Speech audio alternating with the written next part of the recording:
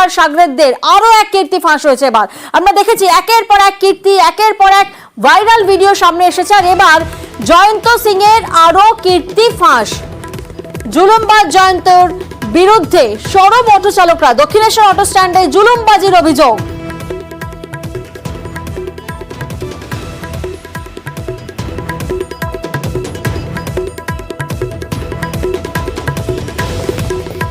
প্রতিনিধি সুবীর এই মুহূর্তে আমাদের সঙ্গে রয়েছেন, সরাসরি সুবীরের থেকে একটু জানার চেষ্টা করবো। সুবীর, আমরা দেখেছি এই জয়ন্ত সিং এবং তার সাগরেদদের বিরুদ্ধে একাধিক অভিযোগ সামনে উঠে আসছে, কখনো জোর করে জমি দখল, তো কখনো প্রমোটারকে মারধরের হুমকি, আর এবার একেবারে অটো চালকরা অভিযোগ করছেন। ঠিক কি অভিযোগ ওনার বিরুদ্ধে?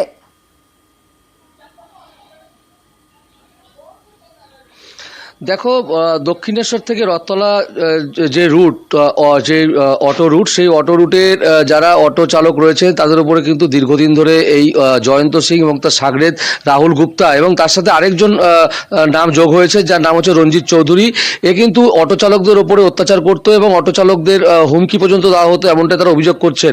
পাশাপাশি তোমাকে জানিয়ে রাখি, এই যে রথতলা রুট থেকে দক্ষিণেশ্বরে যাওয়ার সময় তারা যে প্যাসেঞ্জার যাত্রী অটোতে তুলতো, সেই জায়গা থেকে এই আরিয়দহ দোলপিড়ি এলাকার যে টোটো স্ট্যান্ড, যেটা জয়ন্ত সিং এবং রাহুল গুপ্তার তত্ত্বাবধানে তৈরি হয়েছিল, সেই টোটো চালকরা কিন্তু এদের দাপটে কিন্তু এই অটো চালকদের উপরে হুমকি দেয় এবং যাত্রী তোলা নিয়ে কিন্তু এদেরকে বারংবার কিন্তু এদের উপরে হুমকি এবং অত্যাচার করে এবং যাত্রী নামিয়ে দেওয়ারও কিন্তু সেখান থেকে একটা জোরপূর্বক একটা ঘটনা তারা দীর্ঘদিন ধরে ঘটাচ্ছিল। এবং এই নিয়ে কিন্তু বেলঘড়িয়া থানাতে অভিযোগ হয়েছিল, কারণ রঞ্জিত চৌধুরী এই নিয়ে বচসা হওয়াতে কিন্তু এক অটো চালককে মারধর করেছিল এবং তারপরে রঞ্জিত চৌধুরীর নামে কিন্তু বেলঘড়িয়া থানায় অভিযোগ দায়ের হয়েছিল। রঞ্জিত চৌধুরী এই প্রসঙ্গে তো আমরা আসবোই, তবে তার আগে অটো চালকরা কি অভিযোগ করছেন শোনাবো আপনাদের। প্যাসেঞ্জারও পাচ্ছি না, ওদেরকে যদি কিছু আমরা বলতে যাচ্ছি তো ওরা একটাই নাম তুলছে, সেটা হচ্ছে জয়ন্ত সিং। দৌড়াত্ম চলতো বলেই প্রত্যেকটা টোটোওয়ালা যেই টোটোগুলো চলে ইল্লিগাল ভাবে চলে, ওরা সরকারকে কোনো পয়সা পে করে না, ওরা ইল্লিগাল ভাবে গায়ের জোর দেখিয়ে এই রুটে টোটো চালাচ্ছে। এখানে জয়ন্তের আছে রঞ্জিত চৌধুরী, যে কিছুদিন আগে আমাদের একটা অটো চালক ভাইকে মেরেওছে, আর ওদের প্রেসিডেন্ট হচ্ছে রাহুল গুপ্তা। আদ্যাপীঠ রথতলায় টোটো স্ট্যান্ডার রয়েছে, যার মাথা হচ্ছে জয়ন্ত সিং, ওই স্ট্যান্ডের প্রেসিডেন্ট হচ্ছে রাহুল গুপ্তা, যাদের মধ্যে দিয়ে টোটো স্ট্যান্ডরা আমাদের উপর অত্যাচার চালানো হয়, প্যাসেঞ্জার গুলোকে নামিয়ে দেওয়া হয়, জোর জুলুম করা হয়। আমাদের রুটের একজন গাড়ি চালক প্যাসেঞ্জার তুলছিল, ওকে আটকে ওকে ধাক্কাধাক্কি এবং মারধর করা হয়। পুলিশে আমরা রিপোর্ট করেছিলাম, তো রিপোর্টের কোনো কাজ সেরকম ভাবে হয়নি। এই ঘটনার যে মেন অভিযুক্ত রঞ্জিত চৌধুরী, এখনো অধরাই ঘুরে বেড়াচ্ছে, সবাই প্রচন্ড আতঙ্কিত।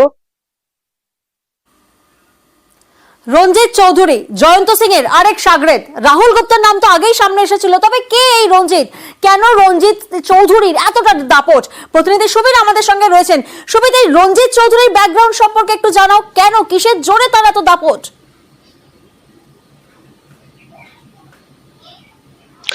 দেখো, এই রঞ্জিত চৌধুরী তার যেটা পরিচয় সেটা হচ্ছে যে এই রঞ্জিত চৌধুরী আরিয়দহ দোলপিড়ি এলাকা, সেখানে কিন্তু তার বসবাস। এবং এই যে রাহুল গুপ্তা এবং জয়ন্ত সিং এর যে টোটো স্ট্যান্ড, সেই টোটো স্ট্যান্ড কিন্তু বকলমে কিন্তু এই রঞ্জিত চৌধুরী সেই দেখাশুনো করতো।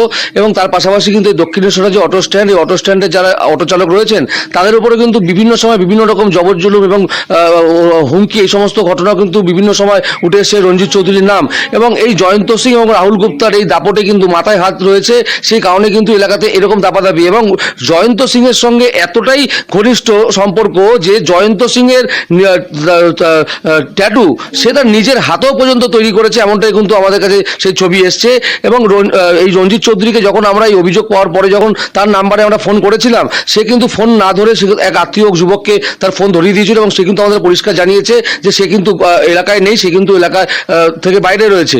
এবং তারপরে পরপর কীর্তি ফাঁসের পরেই বেপাত্তা রঞ্জিত চৌধুরী। আমরা ফোনে যোগাযোগ করার চেষ্টা করেছিলাম, ওনার কোনো এক আত্মীয়, তিনি বলছেন রঞ্জিত এলাকায় নেই। শোনাবো আপনাদের। হ্যাঁ, হ্যালো, কে? রঞ্জিত চৌধুরী বলছো? বাইরে আছে। হ্যালো, রঞ্জিত চৌধুরীকে ফোনটা দিতে দেবে, একটু দরকার ছিল। এখানে তো নেই, বাইরে আছে। বাইরে কোথায় সেটা জানি না, যদি আসলে আমি বলে দিব। আর অন্যদিকে সোনারপুর, নিশ্চয় মনে আছে আপনাদের জামাল সর্দার, সেই জামালের ভয়ে কাঁটা সোনারপুর। মুখ খুললেই এবার মিথ্যে মামলায় ফাঁসানোর অভিযোগ সামনে উঠে আসছে। আর অভিযোগ কে করছেন? জামালের ভাই কামাল। চাঞ্চল্যকর অভিযোগ। প্রতিনিধি অর্পণ এই মুহূর্তে আমাদের সঙ্গে রয়েছেন, সরাসরি অর্পণে থেকে একবার জানার চেষ্টা করি। অর্পণ, এই জামাল সর্দারের বিরুদ্ধে এবার অভিযোগ করছে ওনারই ভাই, ঠিক কি মিথ্যে মামলায় ফাঁসানো হয়েছিল?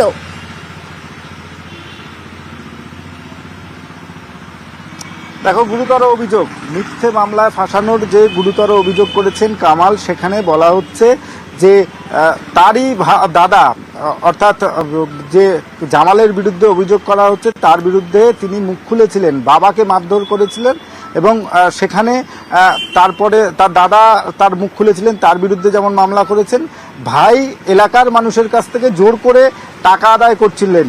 7 জনের নামে অভিযোগ দায়ের হয়েছিলেন, কিন্তু 50 থেকে 55 জনের কাছ থেকে সে টাকা নিচ্ছিল জামিন করিয়ে দেওয়ার নাম করে, আর তাতেই আপত্তি করেছিলেন ভাই, আর সেই কারণেই তার বিরুদ্ধে ধর্ষণের মামলা করেন এবং এই ধর্ষণের মামলায় সে 27 দিন পর্যন্ত জেল খাটতে হয়েছে।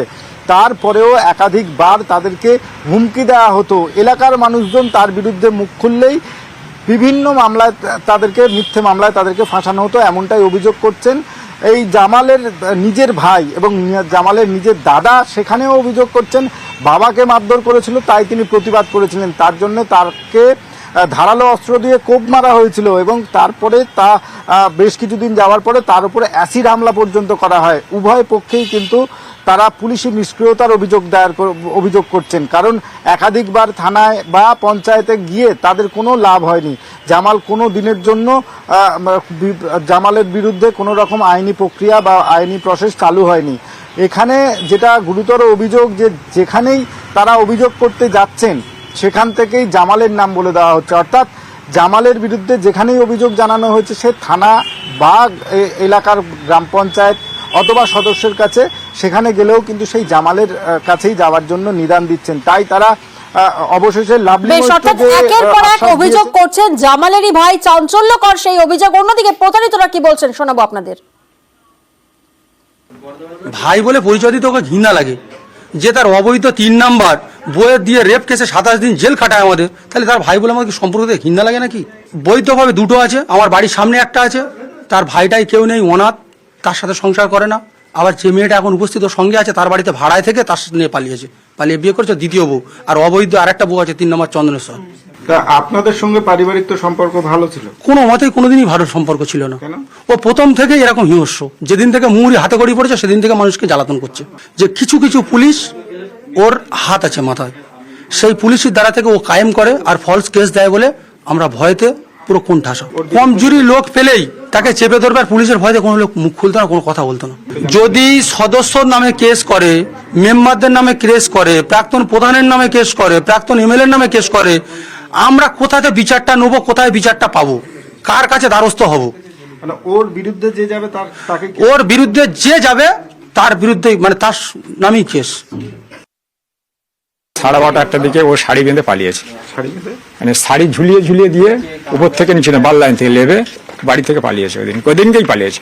ও তো বিশাল বুদ্ধিমান ছেলে, দেখতে একটুখানি ছেলে, সারা জীবন বদমাশি, আগে পর্যন্ত নিজের মারপেটে ভাইদের কাছে, ভাইদের সাথে জীবনে হয় না। একটা ভাইয়ের কম মেরেছিল, ও অনেক কিছু করেছে জীবনে। ওর জীবনে 2-3টে বিয়ে, অনেক মেয়ে রেপ করেছে, ওই জন্য একটা মেয়ে মারাও গিয়েছে আমাদের গ্রামে। ও অনেক কিছু করেছে, আমাদের পাশে গ্রামে একটা মেয়ে মারা গেছে ওর জন্য। ও জীবনে বিশাল কুকীর্তি কাজ করে। পুলিশ ওর পিছনে না পার্টি কিংবা পুলিশ না থাকলে এত বড় পাহাড়টা পায় করতে, ঠিক আছে? আমাদের একটা জমি নিয়ে নেয়, আমরা বারংবার বলি, পার্টিকে জানাই, প্রধানকে জানাই, সদস্যকে জানাই, আমার 2 বছর কোনো সুরাহা পাইনি। ওর শাস্তি হোক, আমরা চাই ওর শাস্তি চাই।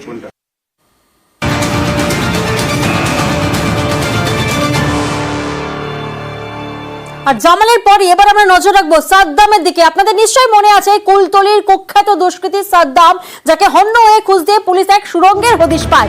আর এই সুড়ঙ্গ নিয়ে এবার রহস্য দানা বাজছে। সাদ্দামের সুড়ঙ্গ রহস্য, কুলতলির কুখ্যাত দুষ্কৃতী সাদ্দাম আর সাদ্দামেরকে খুঁজতে গিয়ে পুলিশ তার বাড়িতে এক সুড়ঙ্গের হদিশ পায়, আর যে সুড়ঙ্গ নিয়ে রহস্য দানা বাজছে।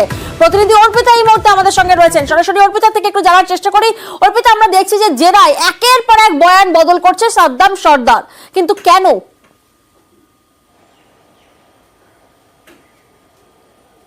দেখো, রহস্যজনক এই যে সুড়ঙ্গ, সেই সুড়ঙ্গের বিষয়ে সাদ্দামকে জেরা করায় চাঞ্চল্যকর তথ্য পেয়েছে পুলিশ আধিকারিকরা, এবং তার বারবার এই ভোলবদল, সেই ভোলবদল থেকে কিন্তু পুলিশ আধিকারিকরা তারা কিন্তু মনে করছে যে সাদ্দাম আদতে কিন্তু মিথ্যা কথা বলছেন। পুলিশ সূত্র থেকে খবর যে শৌচাগারের পর এবারে সাদ্দাম দাবি করছে যে এই রহস্যজনক যে সুড়ঙ্গ, সেই সুড়ঙ্গে নাকি সেখানে সে মাগুর মাছের সে ব্যবসা করবে বলে ঠিক করেছিল। তার কারণ মাগুর মাছের ব্যবসা এটা অত্যন্ত লাভজনক, বিপজ্জনক এবং সে কারণে সেখান থেকে মোটা টাকা সে পেতে পারে। সেই কারণে খাটের নিচে যে রহস্যজনক যে সুড়ঙ্গ, সেখানে গতকালকে আমরা দেখেছিলাম তদন্তে উঠে এসেছে তাকে জেরা করে যে সেখানে সে শৌচাগার হিসাবে সেটাকে ব্যবহার করার জন্য সে নাকি তৈরি করেছিল। কিন্তু তারপরেই আবারও ভোল বদলে সে এখন বলছে যে মাগুর মাছের চাষ করার জন্য সেখানে সে সুড়ঙ্গ তৈরি করেছিল। আর এখান থেকেই পুলিশ আধিকারিকদের দাবি যে এই সাদ্দাম আদতে কিন্তু এই তদন্তকে দিকভ্রষ্ট করার জন্য পুলিশকে বিভ্রান্তিকর তথ্য দিচ্ছে, এমনটাই পুলিশের দাবি। একবার সে বলছে যে এই সুড়ঙ্গ শৌচাগারের জন্য ব্যবহার করার জন্য সে তৈরি করেছিল, একবার বলছে যে সেখানে মাগুর মাছ চাষ করার জন্য বড় বড় মাগুর মাছ সেখানে যাতে গেট যেটা তৈরি করা হয়েছে যাতে সেখানে আটকে রাখা যায় এবং যে সেখানে যাতে চাষ করা যায়। কিন্তু এই ধরনের তথ্যে কিন্তু পুলিশ আধিকারিকরা বিশ্বাস করছেন না। পুলিশের দাবি যে পুলিশ যখন অভিযান করতে যাবে বা যখন তারা যান, কারণ এর আগেও তার ক্রিমিনাল ব্যাকগ্রাউন্ড রয়েছে, সেই কারণে কিন্তু এটি পালানোর পথ হিসাবে সেটিকে ব্যবহার করা হতো, এমনটাই পুলিশের আধিকারিকদের অনুমান। তার কারণ যেভাবে খাটের নিচ থেকে সরাসরি এটি খালে গিয়ে মিশেছে এই সুড়ঙ্গ, তা দেখে কিন্তু কোনোভাবেই এটাকে শৌচাগার বা এখানে মাগুর মাছের যে ব্যবসা করার কথা যে সে বলছে সে কথা যে একেবারেই যে সঠিক নয়, সে কথাই কিন্তু পুলিশ আধিকারিকরা জানাচ্ছে। অর্থাৎ একেবারে তদন্তকে দিকভ্রষ্ট করার জন্য বা একেবারে এই তদন্তকে একেবারে ঘুরিয়ে ফেলার জন্য বয়ান বদল বলে অনুমান করছে পুলিশ। ধন্যবাদ অর্পিতা।